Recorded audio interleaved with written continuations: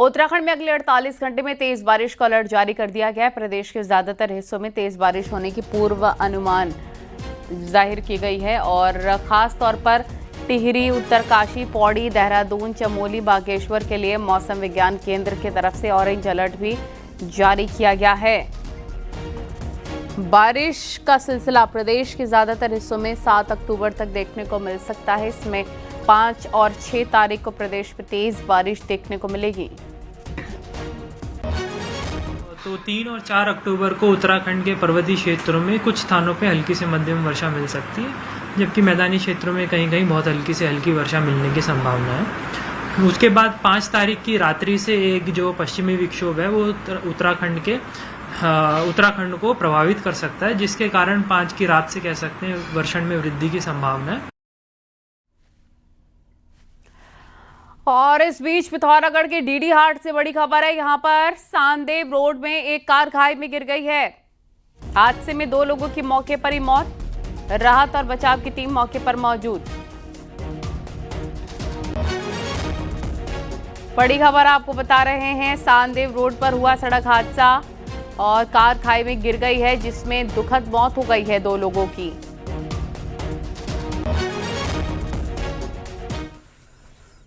ऋषिकेश नगर निगम की बोर्ड बैठक हंगामेदार रही है। कांग्रेस और निर्दलीय पार्षदों ने बैठक में जबरदस्त हंगामा किया।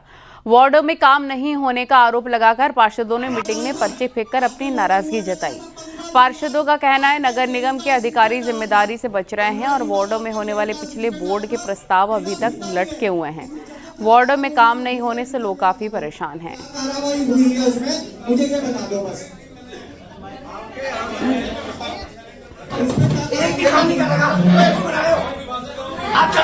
अगर हम कुछ बोले तो पिछले 5 साल पहले भी जो तारकोट की रोड हमारे मेयर साहब बोल रहे हैं कि वो पिछले बोर्ड में ऑलरेडी पास थी, तो वो काम तो होना ही था। इसके बाद जो मैंने काम दे रखे थे उन्होंने एक भी काम उसमें नहीं किया गया और बिल्कुल जीरो है, मतलब जिसे कहते हैं नगर निगम जीरो है तो जीरो है। हाँ, पर्चे भी फेंके गए क्योंकि जब जिसके काम एक भी काम नहीं हुआ जिसका, वो पर्चे भी फेंके। बहुत सारी चीजें कि अधिकारी जो सिस्टम जो पास हो जाता है बोर्ड में, उसके बाद उस पर जो है क्या क्रियान्वयन प्रक्रिया नहीं करते हैं, उसका कारण था जो आक्रोश आज बोर्ड मीटिंग में भी देखना। देहरादून के राजपुर थाने के SO Shanky Kumar drunk and drive मामले में पुलिस ने एक अलग ही दावा किया है। दरअसल निलंबित एसओ शैंकी कुमार की रिपोर्ट नेगेटिव होने का दावा किया जा रहा है, यानी कि प्राइमरी रिपोर्ट में एसओ के नशे में ना होने की पुष्टि की गई है, जबकि वीडियो में साफ दिख रहा है कि शैंकी कुमार नशे में पूरी तरीके से धुत था। आपको बता दें कि देहरादून में एसओ शैंकी कुमार द्वारा कई कारों को टक्कर मारने का मामला सामने आया था। इसमें वीडियो में भी साफ दिख रहा है शैंकी कुमार नशे में थे। इसी वजह से शैंकी कुमार को सस्पेंड भी किया गया था। हालांकि प्राइमरी रिपोर्ट के बाद ब्लड सैंपल को चंडीगढ़ एफएसएल भेजा जाएगा।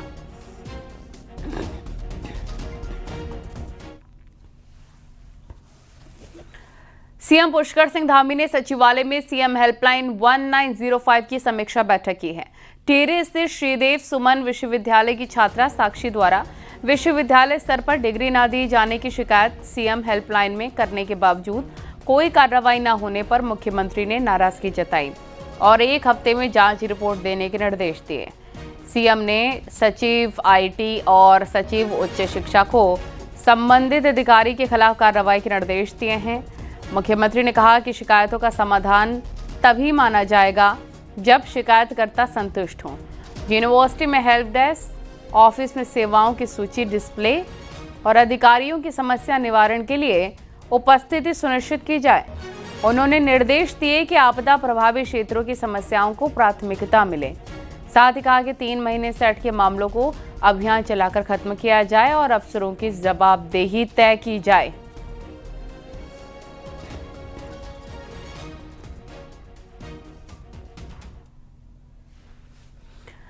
उत्तराखंड में जंगली जानवरों के बढ़ते आतंक के बीच सरकार ने एक बड़ा कदम उठा दिया है। जंगली जानवरों के हमले में मौत पर मिलने वाले मुआवजे को बढ़ा दिया गया है। खुद मुख्यमंत्री पुष्कर सिंह धामी ने इसका ऐलान किया है। दिखाते हैं आपको रिपोर्ट।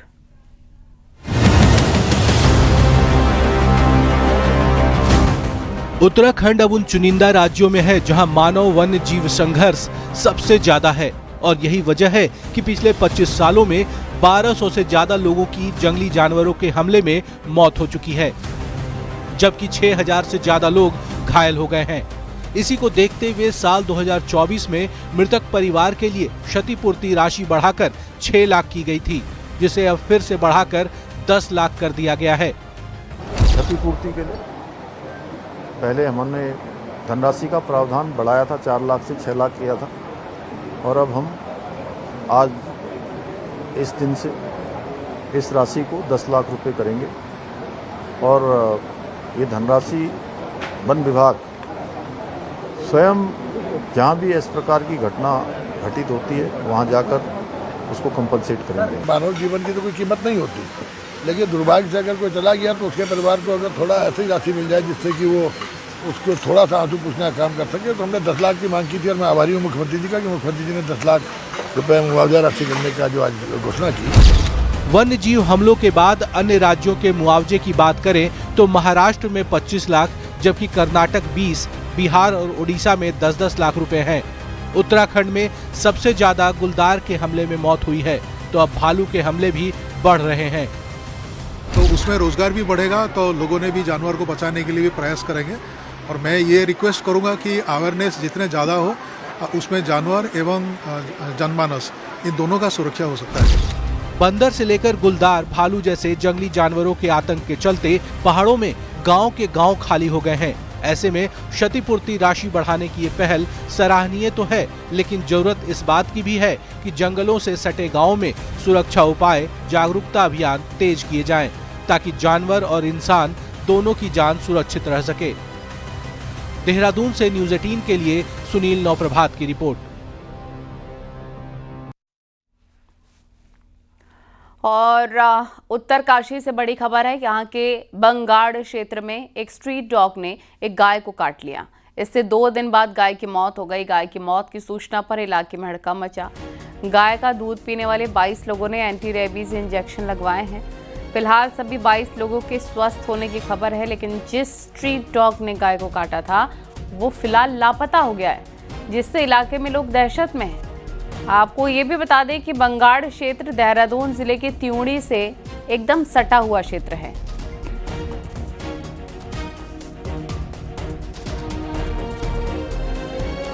हरिद्वार के दक्षिण काली मंदिर में एक महिला को एंट्री ना मिलने पर महिला ने हंगामा खड़ा कर दिया। दरअसल महिला शॉर्ट्स यानी कि छोटे कपड़े पहने हुए मंदिर परिसर में पहुंच गई थी।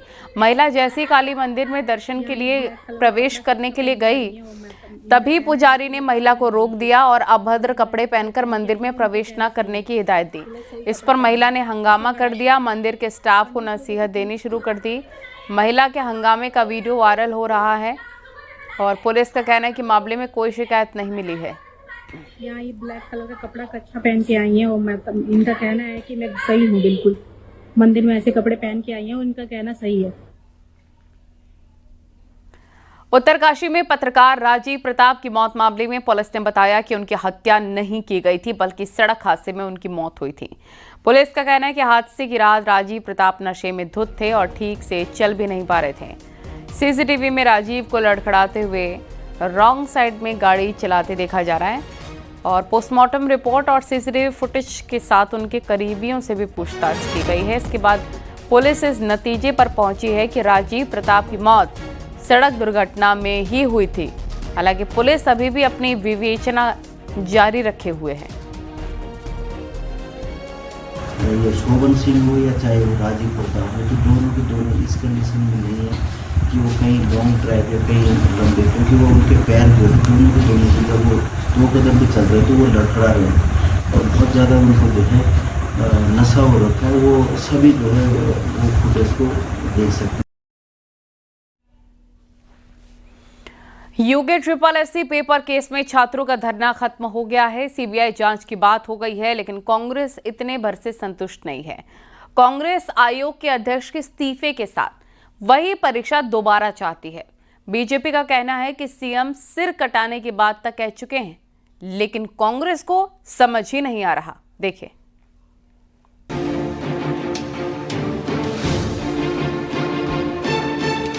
21 सितंबर को पेपर बाहर आने की बात सामने आने के बाद बवाल हुआ। छात्रों का आंदोलन मुख्यमंत्री पुष्कर सिंह धामी ने सीबीआई जांच की बात मानकर शांत कर दिया, तो शुक्रवार को इसी मुद्दे से जुड़ी 3 मांगों को लेकर कांग्रेस ने मुख्यमंत्री आवास कूच किया। नेता विपक्ष यशपाल आर्य को छोड़ सभी सीनियर नेता इसमें शामिल हुए। प्रदर्शन में धक्का मुक्की, नारेबाजी सब कुछ हुआ और कांग्रेस अपनी 3 मांगों पर अड़ा रहा। पहली मांग ये कि UKSSC के अध्यक्ष गणेश सिंह मर्तोलिया को हटाया जाए। दूसरी ये कि सीबीआई की जांच सिटिंग जज की निगरानी में हो और तीसरी ये कि 21 सितंबर को हुआ पेपर कैंसिल करके दोबारा कराया जाए। जब पहला वाला पेपर लीक हुआ था 22 वाला, तो एस राजू ने इस्तीफा दिया था। GS मर्तोलिया इस्तीफा क्यों नहीं दे रहे? मर्तोलिया के रहते हुए, क्योंकि देखिए शंका की नज़र सब पे है, तो जब तक मर्तोलिया पद पे है तब तक हम नहीं मानते कि निष्पक्ष जांच होगी। जो दोषी हैं वो अभी तक उन जगहों पर बैठे हुए हैं जहां से वो इस जांच को प्रभावित कर सकते हैं। तो सरकार इस जांच में गंभीर लग नहीं रही है। और दूसरा, इस जांच को और व्यापक किया जाना चाहिए। तमाम बातें हैं जो तमाम सहकारिता विभाग है, उच्च शिक्षा विभाग है, उस पर जिस प्रकार से भर्तियां हुई उसको भी इसमें शामिल किया जाना चाहिए। कांग्रेस का दावा है कि कार्रवाई तक वो चुप नहीं बैठेगी, तो बीजेपी ने कांग्रेस की सोच पर सवाल उठाए। बीजेपी के मुताबिक जिन छात्रों के लिए मुख्यमंत्री सिर कटाने की बात कह चुके हैं, कांग्रेस को अब इससे ज्यादा क्या चाहिए? शायद देश के पहले मुख्यमंत्री होंगे पुष्कर सिंह धामी जी, जिन्होंने यहां तक कह दिया कि मैं युवाओं के आगे सर झुकाना तो बहुत छोटी बात है, अगर मुझे आवश्यकता पड़े तो मैं सर कटा भी सकता हूं। मीडिया के सामने आकर के जनता को कहना कि भाई हम भी खड़े हैं, हम भी कुछ काम कर रहे हैं, वो प्रतिक्रिया मुझे कांग्रेस की दिखती है। 21 सितंबर के पेपर लीक मामले में SIT जांच जारी है, तो केंद्र से सीबीआई जांच को मंजूरी का इंतजार है। पर फिलहाल अब विपक्ष के निशाने पर UKSSC के चेयरमैन गणेश सिंह मर्तोलिया हैं, क्योंकि सवाल आयोग की साख पर उठे हैं, जिससे आगे की परीक्षा करवानी है। दीपांकर भट्ट, न्यूज़ 18, देहरादून। देहरादून में कांग्रेस का प्रदर्शन था, तो इसके लिए नेता कार्यकर्ता सब पहुंच गए। इसी दौरान 2 कार्यकर्ता पूरी कलाकारी के साथ दिखे और जब भी कोई नेता आता उनके स्वागत में गाना गाने लगते। सफेद कुर्ते वाले कार्यकर्ता ने तो चौबट्टा खाल सीट से खुद को दावेदार तक बता दिया।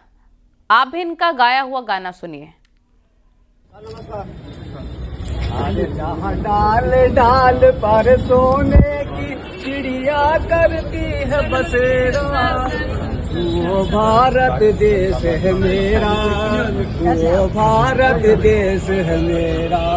जहाँ सत्य अहिंसा पर दुनिया का लगे वर्गेरा, वो कांग्रेस पार्टी हमारी, वो कांग्रेस पार्टी हमारी। देहरादून में कांग्रेस के प्रदर्शन पर सीएम पुष्कर सिंह धामी ने कहा कि कांग्रेस के नेता पहले ये तय कर लें कि पेपर मामले में वो सीबीआई जांच से खुश हैं कि नहीं। सीएम धामी ने कहा कि हमने छात्रों की मांग पर कार्रवाई की है और आगे भी छात्रों की उचित मांगों को पूरा किया जाएगा। सीएम धामी ने कहा कांग्रेस के पास वैसे ही कोई मुद्दा नहीं है।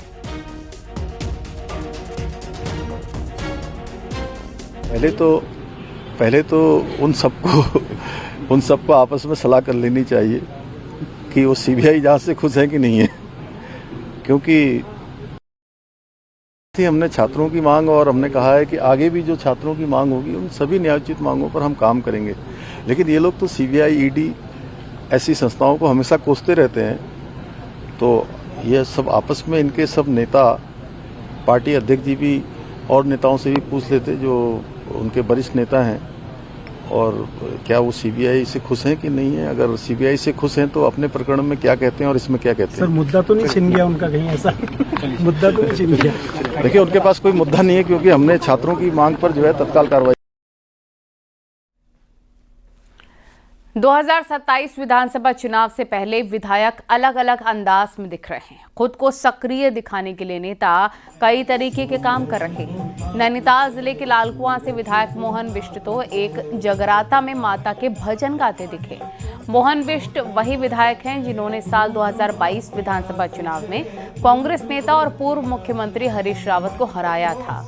मोहन बिष्ट का भजन गाता हुआ अंदाज सोशल मीडिया पर अब वायरल हो रहा है।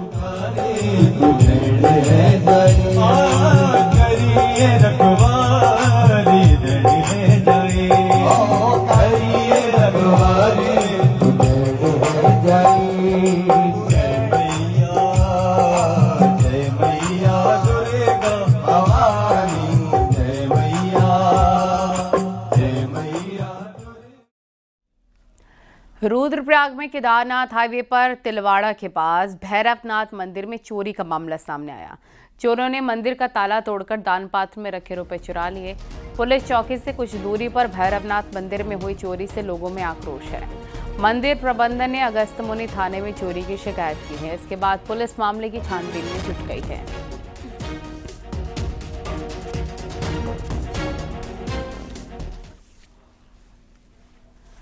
पीएम नरेंद्र मोदी के छोटे भाई पंकज मोदी ने बद्रीनाथ धाम पहुंचकर भगवान बद्री विशाल के दर्शन किए। उनके साथ आए अतिथियों ने भी पूजा अर्चना में हिस्सा लिया और बीकेटीसी ने पंकज मोदी का स्वागत किया। उन्हें भगवान बद्री विशाल का प्रसाद भी भेंट किया।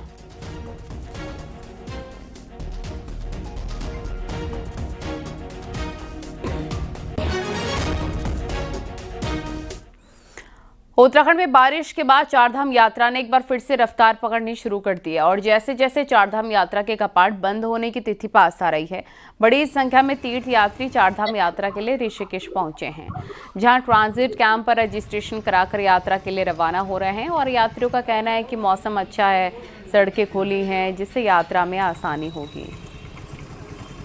हम लोग हैं 26 बड़े हैं, 2 बच्चे हैं। जी इस बार यात्रा थोड़ा सा समय मिल गया है, बढ़ गया है। जी उत्तराखंड सरकार कह सकते हैं, धामी जी कह सकते हैं, मतलब अच्छा है, उन्होंने वो कर दिया है कि थोड़ा बढ़ गई यात्रा।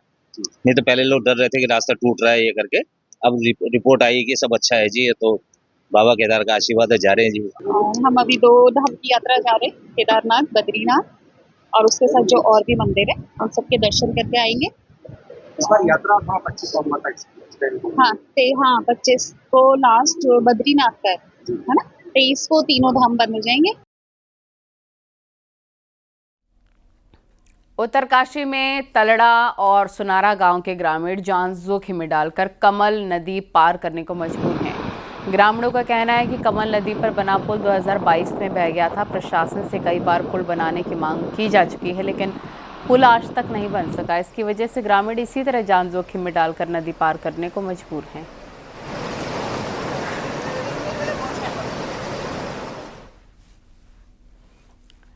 बरसात भले ही खत्म हो गई हो, बावजूद इसके पिथौरागढ़ में मुनस्यारी तहसील के कई इलाकों में रोड अभी भी बंद है और रोड के बंद होने के कारण ग्रामीणों को मरीजों को कुछ इस तरह अस्पताल पहुंचाना पड़ रहा है। ग्रामीण लंबे समय से रोड को खोलने की मांग कर रहे हैं, बावजूद इसके बहुत ही ज़्यादा दिक्कतें होती नजर आ रही हैं। हालात ये हैं कि मरीजों को कई किलोमीटर तक कुछ यूं के सहारे सड़क तक पहुँचना पड़ रहा है। ऐसे में ग्रामीणों को काफ़ी दिक्कतें हो रही हैं। मुनस्यारी के विभिन्न मोटर मार्ग नहीं खोला गया है। मोती घाट से गोलफा, झाबली से तोमिक, झाबली से बोना और चिलमधार से कुरीजिमिया और लोगों को मोटर मार्ग बंद होने से आज लोगों को बहुत परेशानियों का सामना करना पड़ रहा है। बीमार लोगों को डोली के सहारे मुख्य मार्ग तक लाने पर लोग मजबूर हैं। हरिद्वार में दशहरा की रात से की गई गंगा नहर बंदी के बाद हर की पैड़ी का ब्रह्मकुंड भी जलविहीन नजर आ रहा है। यहां गंगा में डुबकी लगाने लायक जल ना होने से श्रद्धालुओं को निराशा हो रही है। दूर दूर से हरिद्वार गंगा स्नान करने पहुंचे श्रद्धालु हर की पैड़ी को जलविहीन देखकर काफ़ी ज़्यादा निराश हो गए। श्रद्धालुओं का कहना है कि वे गंगा स्नान करने के लिए हरिद्वार पहुंचे थे, लेकिन उन्हें गंगा नहर बंदी किए जाने की जानकारी नहीं थी। यूपी सिंचाई विभाग के अधिकारी का कहना है कि हर की पैड़ी पर डुबकी लगाने के लिए पर्याप्त जल दिया जा रहा है। नहाने के लिए आए, बट यहाँ पर पानी ही नहीं है। इतनी दूर से आए तो थोड़ा साफ सफाई होना चाहिए, लेकिन थोड़ा पानी आना चाहिए था। वहाँ पर पानी ही नहीं है बिल्कुल नहाने के लिए। यहाँ आए तो पानी कम था, जल का स्तर बहुत कम था। नहाने में फैमिली के साथ आए हुए थे, बहुत दिक्कत है। कुछ हल्का सा बड़ा है तो वो गंदा जल आ रहा है। पर्याप्त मात्रा में स्नान के लिए, आरती के लिए जल उपलब्ध रहेगा, इसमें किसी भी प्रकार की कोई समस्या नहीं आएगी। और बल्कि गंगा सभा की सहमति के उपरांत ही मेंटेनेंस के कार्यों के लिए ये नहरबंदी की जाती है। और अब आपको दिखाते हैं पहाड़ टॉप 10 न्यूज। हरिद्वार की ज्वालापुर पुलिस ने नाबालिग लड़की से रेप के आरोपी को गिरफ्तार कर लिया है। आरोपी प्रकाश बिहार का रहने वाला है और 2.5 महीने से फरार था। विकास नगर में नाबालिग लड़की को फुसलाकर भगाने और परिजनों को धमकाने वाला जावेद गिरफ्तार हो चुका है। नाबालिग को सकुशल बरामद भी कर दिया गया है। रुद्रप्रयाग के कई इलाकों में भालू दिखने से लोगों में दहशत है। भालू के मवेशियों और इंसानों पर हमले के 12 मामले सामने आ चुके हैं। अल्मोड़ा में कुमाऊं आईजी रिदम अग्रवाल ने कई थाना और चौकी प्रभारियों की बैठक ली है। साथ ही नशे पर लगाम लगाने के आदेश दिए। विकासनगर में तेज रफ्तार पिकअप ने सड़क पार कर रही भैंसों को टक्कर मार दी। पुलिस ने गाड़ी को कब्जे में लिया है। उत्तरकाशी के पुरोला में देर रात 1:42 पर भूकंप के हल्के झटके महसूस किए गए। रिक्टर स्केल पर इसकी तीव्रता 2.0 रही। रुद्रप्रयाग के लौंगा गांव में चोरों ने एक घर को निशाना बनाकर नकदी और कीमती सामान पर हाथ साफ कर लिया। विकासनगर के लक्ष्मीपुर में लोगों ने भूमाफियाओं पर सरकारी जमीन को खुर्द-बुर्द करने और हरे पेड़ काटने का आरोप लगाया। अल्मोड़ा के विवेकानंद पर्वतीय संस्थान में 51वें कृषि मेले का उद्घाटन केंद्रीय राज्य मंत्री अजय टम्टा ने किया है, जिसमें किसानों को उन्नत बीज की जानकारी दी गई। अल्मोड़ा में सहकारिता मेले में हस्तशिल्प से जुड़े उत्पादों की प्रदर्शनी लगाई गई। इसका उद्देश्य महिलाओं को आत्मनिर्भर बनाना है।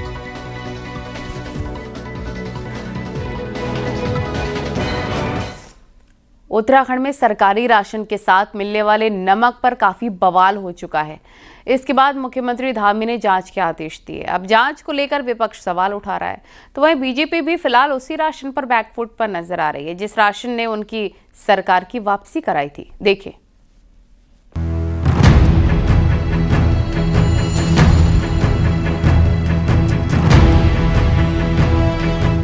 उत्तराखंड में सरकारी राशन के साथ मिलने वाले नमक में रेत मिलने की बात कही गई थी, जिसके बाद खासा बवाल हुआ।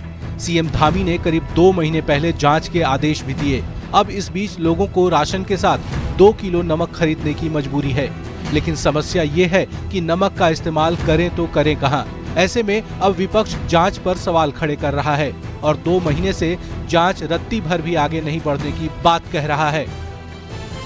ये ऐसे ही आ रहा, कम से कम 4 महीने ही हो गए आते हुए, बस इस टाइम से ही आ रहा है। तो आप लोग कंप्लेन नहीं करते राशन डीलर को? बताते नहीं? हम खाते ही नहीं, हम गाय को डाल देते हैं, किसी को दे देते हैं। क्या करें, ऐसी सब्जी थोड़ी ना खाएंगे किरकली नमक रहते वाली। सरकार घोषणा जरूर करती है, जो नमक आया उस नमक की शिकायत आम है, सत्ता के कानों तक ये गूंज पहुंची है, लेकिन अभी तक उस पर कोई कार्रवाई नहीं की गई। कौन दोषी है उसके खिलाफ कार्रवाई नहीं की गई। लोगों को मुफ्त और सस्ता राशन बांटने की योजना बीजेपी के लिए हर चुनाव में गेम चेंजर साबित हुई है, लेकिन इस बार खुद सत्ताधारी पार्टी सरकारी नमक को लेकर बैकफुट पर दिख रही है।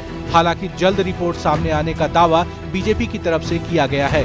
अभी हमारी प्रायोरिटी, शासन और प्रशासन की प्रायोरिटी आपदा के विषयों पर, आपदा प्रभावितों को न्याय दिलाने का, हर संभव सहायता दिलाने का और उनके जनजीवन को सामान्य बनाने का है। तो उस प्रायोरिटी को पहले प्राथमिकता से मुझे लगता है कि शासन प्रशासन ने किया होगा और कर भी रहा है। अब इस विषय पर निश्चित तौर पर समय रहते हुए ध्यान प्रशासन देगा। उत्तराखंड में 25 लाख राशन कार्ड होल्डर हैं और पिछले 4 महीनों से वो घटिया क्वालिटी के नमक की शिकायत कर रहे हैं। लिहाजा नमक की जांच रिपोर्ट जल्द नहीं आती है तो बीजेपी के लिए मुश्किलें थोड़ी बढ़ सकती हैं।